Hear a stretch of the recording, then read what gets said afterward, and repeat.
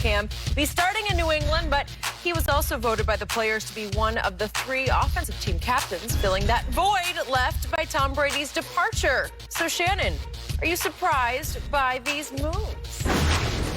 Skip, you and I both agreed. If he can get, because Cam didn't sign until like June 8th, June 9th, I think if I remember correctly.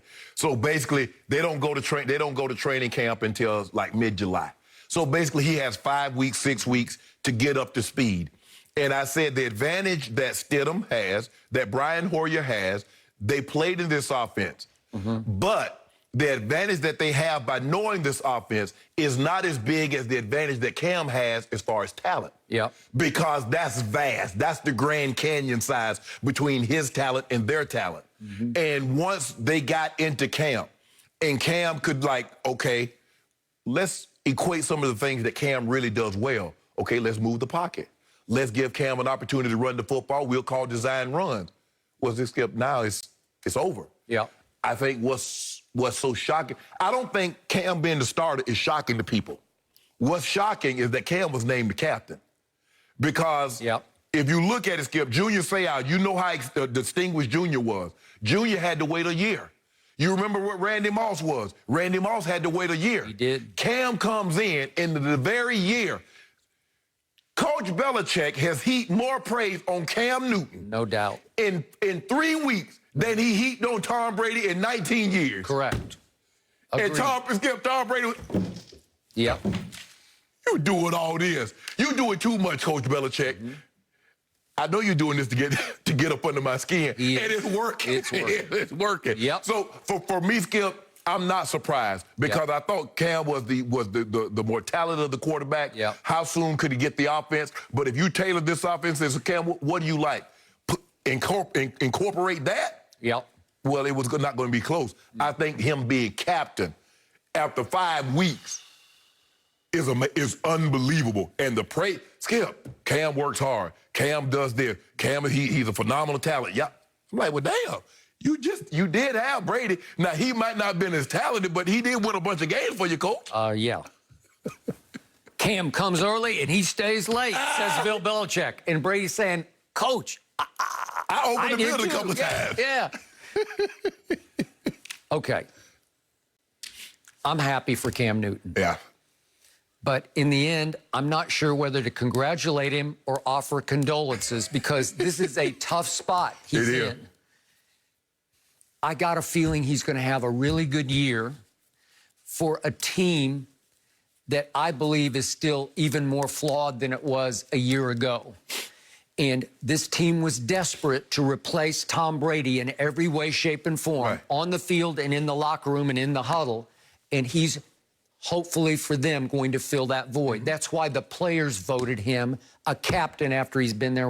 He got signed like 2 months ago. He got signed June 8th, June 9th, and here we are in 4th of September. Because clearly, by all accounts, the players love his vibe, his energy. It's different. He's bringing something to the practice field. Tom did, because Tom was obviously all business. He was driven. He was like emotionally focused on the task at hand. Tom ain't dancing. Tom ain't getting nobody hype at practice. It's all business. And now Cam has brought a whole new, he's changing the culture. Yes. There is no more Patriot way. It's kind of the Cam way right now, and everybody bought in, it sounds like, including the head coach. Well, you need that. You're desperate for that, so way to go. I love all the above, but I don't love what he's going to have to be left to work with here. Because trust me on this, somewhere down in Tampa Bay, Brady's sitting back saying, okay, let's see how you do with what I had to work with last year. Because let's look at Pro Football Focus. I know we're going to talk about this a little later in the show, but I'm going to bring this up just to put this in perspective. What Cam Newton is working with right now. Pro Football Focus still ranked Tom Brady last year the 10th best quarterback in the league and said that some of the reason for his drop-off in passing performance was due to the lackluster receiving unit in New England. It went on to say that Brady's 2019 stemmed from his receivers and the fact they couldn't get open. Well, they ranked dead last in separation. The 2019 New England receiving unit actually posted the worst receiving grade by a Patriots group since Pro Football Focus was founded back in 2006. Okay, How did that receiving unit change?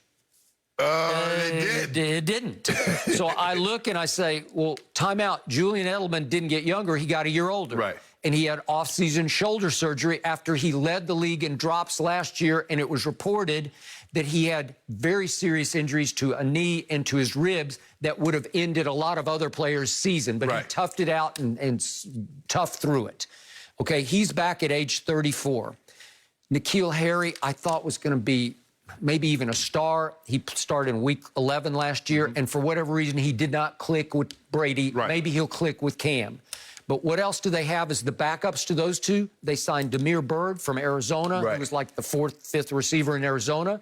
And Matthew Slater, the special teams ace, is now the other backup wide receiver. No, he ain't doing. Okay, well, that's it. Well, good luck with this, Cam. And guess what it is, Kip? The guy that they gave him a second-round pick, they're going to release him. Mohamed Sanu is gone. So that was the midseason acquisition that was going to save the day. And Bill Belichick swung and missed. I told you, I said, Skip, I don't know why they didn't go to Denver and get Emmanuel Sanders. Okay, so it was reported that Belichick was in the Fournette Derby, Leonard Fournette, but that he wound up with Tampa Bay. Well, so Sony Michel has been beat up. He had off-season surgery. They said he got a little heavy through the off-season, and he's kind of in the doghouse. Quarantine. Quarantine. Well, okay, he's quarantined. And James White's still there, and he's really good. But that Damian Harris, the kid, he's got a Alabama some kind of broken finger or something, so he's a problem. Rex Burkhead is still there. Can you win with those guys? I don't know. It's not like you have Leonard Fournette there. You don't.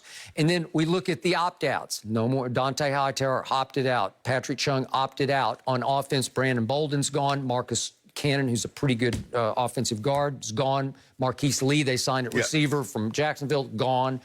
And then they had an exodus on defense featuring no more Jamie Collins, Landon Roberts. They traded Deron Harmon. Kyle Van Noy is gone. Danny Shelton's gone. They're rebuilding the defense. Well, Skip, if he wins that division, Coach Belichick is Coach of the Year. Well, Cam will be the MVP. Seriously. No, I'm not overstating. I believe if they can win the division, if they can overcome Buffalo, who went 10-6 last year and added Stephon Diggs. Is there a Diggs on this roster? Nope. Whatever they got, we got old Bunt Run Gilmore.